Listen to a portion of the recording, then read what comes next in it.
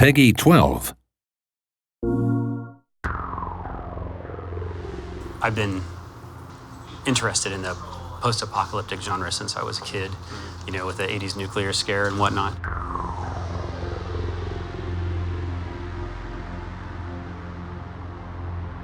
That sort of started us thinking about like having multiple apocalypses. Having the second apocalypse, and there's this concept of things dying and maybe being regenerated, so there's like an ecological component to it that I think makes it a little more relevant as well. This older generation of people, or maybe several older civilizations, are depending on this youth to actually solve their problems, you know?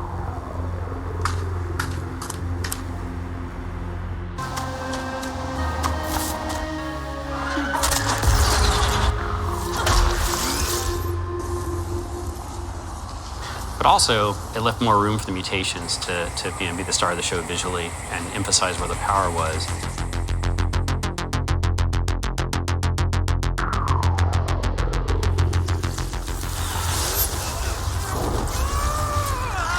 Mutation. You're gonna mutate in this way, and you're gonna have to figure out how to do it. That's some of the stuff I love in roguelikes, is that like kind of random drama that can happen on a run that you're not expecting, and that seemed exactly kind of thematically like where we wanted to go with the game anyways.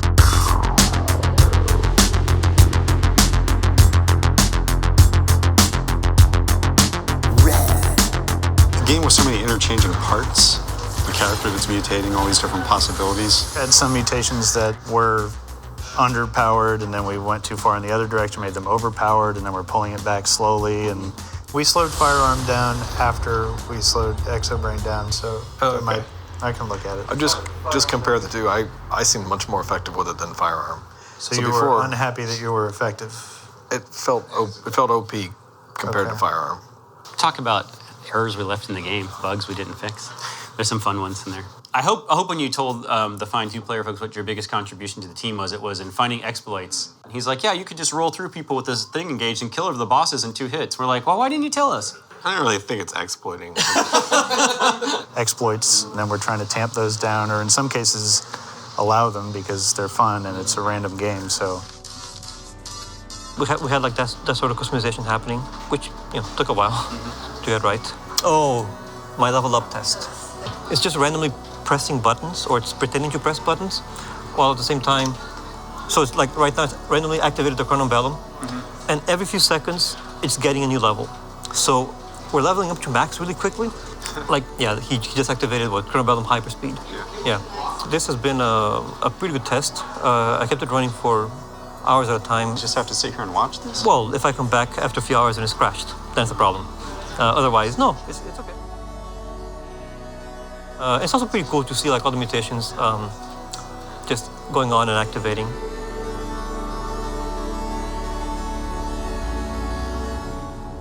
And then we also got a chicken head mutation in the game that's like a secret mutation that you can unlock, and your head is replaced by a large chicken. That's right. And occasionally chickens now use the toilet in town. That's the other big thing we put in.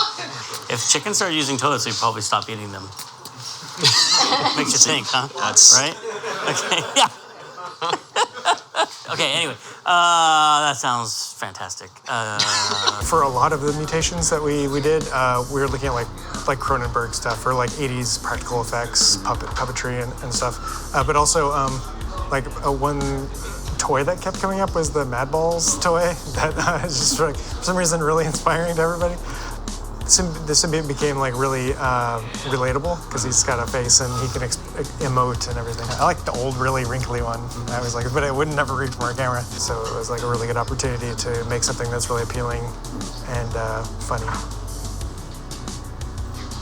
I don't know if anybody notices in game, but like it actually flips the hat. Yeah.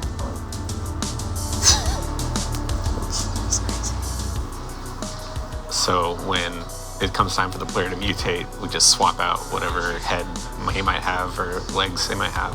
Snakehead. Oh, look at this. Disgusting. Some of the mutations, including one called Death Row, where you have a tail and you lay these little spider hatchlings that follow you around and fight for you. Our initial implementation of that was just these little creatures, and then we were like, well, what if we put the player's head on them? Which is great because it's disturbing. and funny. I don't really have a favorite mutation. I like a challenge, so I don't like getting a weapon that's like super easy to kill everything. I kind of like getting some utility ones that work well together and trying to come up with creative ways to take guys out that don't seem straightforward. Withering Cloud, light him up, now he's burning to death.